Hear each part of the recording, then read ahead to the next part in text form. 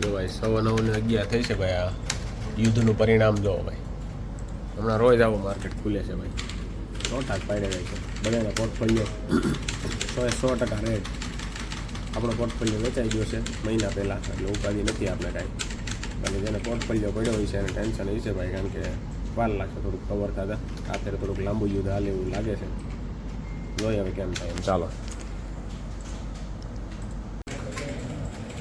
ભાઈ. જો અત્યારમાં ભાઈ 3600 રૂપિયા લાગે છે. 5000માં 3600 થયા છે.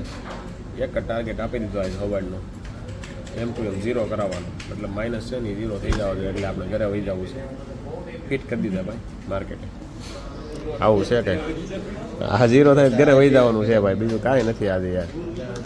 હમણાં ભરાઈ ગયા સાહેબ. કાલે આવ્યા તમે અહીંયા સુઈ ગયા હતા બપોર ઓછા 4 વાગે આવ્યા હતા કાલે તમારા મકાનમાં. એવું હતું? મેરું અંદર ખાઈ શકે.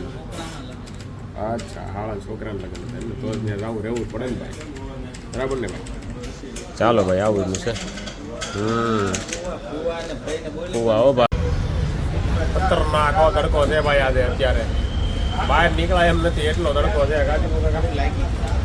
ખાલી જરાક ખાલી હેઠે ઉતરે છે તો ફૂલ તડકો લાગે છે પેટનો. મસાલાનો માવો ખાવા આવી જાવ ભાઈઓ. મસાલાનો માવો ખાઈ લે. હોપારી નાખી નથી કોને? 2 દાણા જ નાખ્યા છે. હોપારી લોટી પડી નાખવાની કરો. બાય બા. હવે બહુ તડકો છે ભાઈ. સીમાં બહારનો તડકો પડવા માંડ્યો. એટલો બધો તડકો પડે છે ને વાત જવા જોઈએ યાર. હા, કપડાં ગરમ ગરમ થઈ જાય. એમાં વળી કાળું ટી-શર્ટ પહેરાઈ ગયું. હા, કાળું ટી-શર્ટ પહેર્યું છે. ભૂકા બોલે છે ભાઈ, એટલો તડકો છે. અમને એ શરૂઆત છે, વચ્ચે તો ક્યાં જાય એવું કાકા? કલાક બહાર નહીં નીકળવાનું. 5-6 વાગ્યા હોય બહાર નહીં નીકળવાનું. 3:30 વાગે ફરજિયાત બહાર નીકળવાનું છે. ઓફિસે ઊંતું રહેવાનું એમ કરતા. પેટની એસીમાં ઊંતું રહેવાનું. ખાય નાસ્તો કરી ટાઈમ પૂરો થાય એટલે કલાક 2 કલાક ખુલી જવાનું. બરાબર ને? આવું કરવું જોઈએ ભાઈ. 5 વાગે નીકળવાનું બસ. સંજય 5 વાગે નથી નીકળવું. કાલે 5 વાગે નીકળો તો હમણાં આપણું મકાન જોવા ગયો હતો. ત્યાં એટલું મોટું બળી ગયું. બતાવે એમને. 5 hours later. ઓહ ભાઈ, 6:45 વાગ્યા છે. જીયાનભાઈ તૈયારી કરે છે વાંચવાની. નીવાબેન અહીંયા રીડિંગ કરે છે. એનું કારણ છે કે આપણે અહીંયા ટીવી જોતા હોય બધા રૂમમાં, એટલે અહીંયા રીડિંગ ચાલે છે નીવાબેનનું. અને આ બાજુ રસોઈ ચાલે છે. રસોઈ પાંદડા નાખ્યા છે લોટમાં, થોડાક મેથીના પાંદડા છે. એટલે ભાઈ શું કહેવાય ને, થેપલા, સોરી થેપલા બને છે. અને એ તે વગર ઓઇલના, નોનસ્ટિક ઉપર બને છે. મારા માટે ખાલી વગર ઓઇલના થેપલા બનાવાય છે. તો તારે ઓઇલવાળા ખાવાના છે? તારે ખાવું જ નથી ને પછી હુતા હુતા ખાધા કરવાનું હે? અત્યારે ખાય નહીં, પછી એને 9 વાગે ચાલુ કરે ખાવાનું. ડાળિયા ને ચણા ને પછી ઓલું કહેવાય સિંગ, મતલબ પ્રોટીન વાળી વસ્તુ ખાવાની. મતલબ એવું છું ને, હેલ્થી વસ્તુ ખાવાની. એ વાત બરાબર છે. નો કોલેસ્ટ્રોલ વધે, નો ફેટ વધે, ઓનલી ફોર પ્રોટીન વધે. એટલે એવી વસ્તુ ખાવાની. બરાબર છે. એ વાત તો તમારી રેડી છે.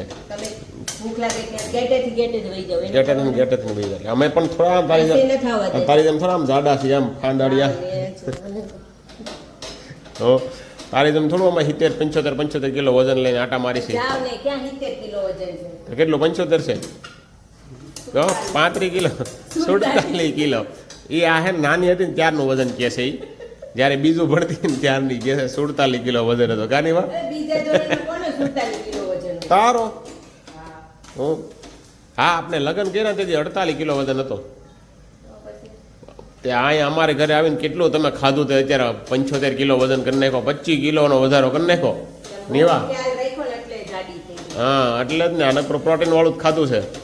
જો આમાં તેલ નતું નાખવાનું કેમ નાખ્યું? તે નીવાનું છે. ચાલો ભાઈ, નીવાનું થેપલું બને છે. અને આ બાજુ મદરો પાકી રહ્યો છે આપણા માટે.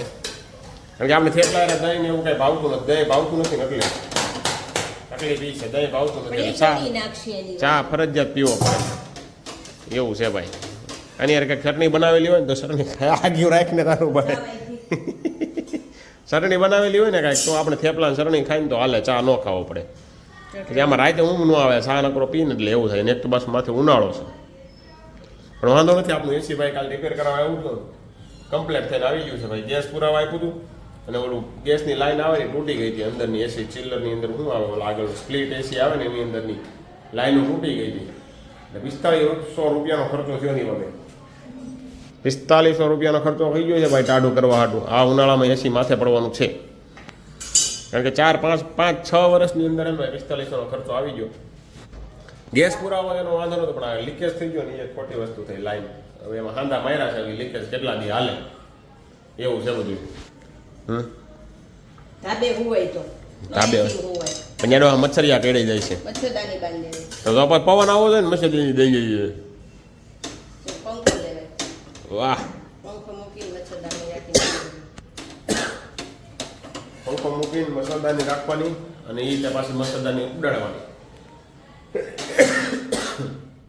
હવે આ રીતનું કંઈક હાલે છે. જીયાનભાઈ પાછી કલરની તૈયારી કરે નકરી. કલરનું મૂકી દો જીયાનભાઈ, કલર કંઈ કામના નહીં આવે તમને. વાસવાનું ચાલુ કરી દો પહેલાં ફટાફટ. ચાલો ભાઈ તો હવે એને ભાઈ થપલા બની જાય ને એટલે જમી લઈએ ફર્સ્ટ ક્લાસ. ચાલો પછી મળીએ. અને તમે તે ઉનાળાના થેપલા બનાવીને ખાઓ ભાઈ. શિયાળામાં ન ખવાય, ઉનાળામાં જ ખવાય થેપલા, સમજ્યા? પાણી વધારે પાય ને એટલે. અને પાણી તમે આમ પીતા ન હોય, રેગ્યુલર ઓછું પીતા હોય ને એટલે આવું કરવાનું.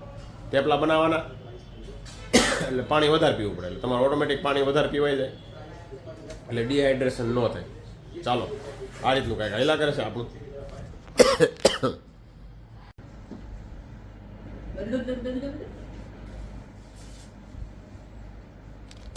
જો ભાઈ કેટલા દિવસ છે આ, એક તો આટલી ખતરનાક ગરમી પડવા માંડી અને પાછો 4 દી છે એસી ખરાબ થઈ ગયું. તો આજ એસી રિપેર થઈને આવ્યું છે ભાઈ. અત્યારે ટેસ્ટિંગ કરી રહ્યા છીએ ભાઈ કેવું ચાલે છે. અત્યારે તો રેડી બતાવે છે. ગેસ પુરાયો અને થોડી પેલી પાઇપ લીકિંગ થઈ ગઈ હતી. આ ચિલ્લર રહ્યું ને એની અંદર આવે પાઇપ. જીયાનભાઈ ત્યાં ઉપર ચડીને જોઈને ટેસ્ટિંગ કરે છે કેવો ટાઢો પવન આવે છે ને એમ. બોલો બહારનું ચિલ્લર હાલે છે કે નહીં, મને એની ઉપાધિ હોય ને એવું લાગે. મને અવાજ નથી આવતો બહારના ચિલ્લરનો. જીયાન ચિલ્લર ફરે છે કે નહીં એ ઉપાધિ છે. જોવા જવું જોઈએ. હાલો બાકી જોઈ આવી. અંદર ટાઢો પવન તો આવે છે, હાલતું હોય તો જ આવતું હોય.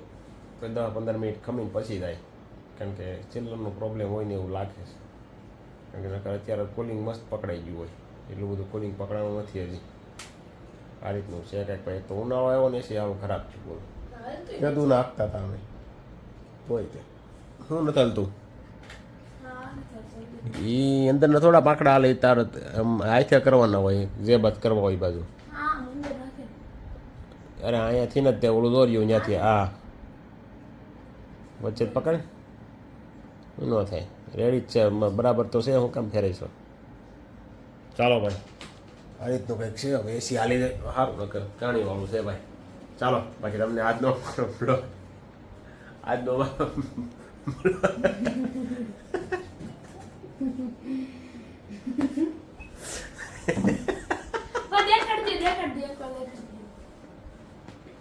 ચાલો બાકી તમને આજનો વાળો બ્લોગ કેવો લાગ્યો કમેન્ટ જરૂરથી કરજો.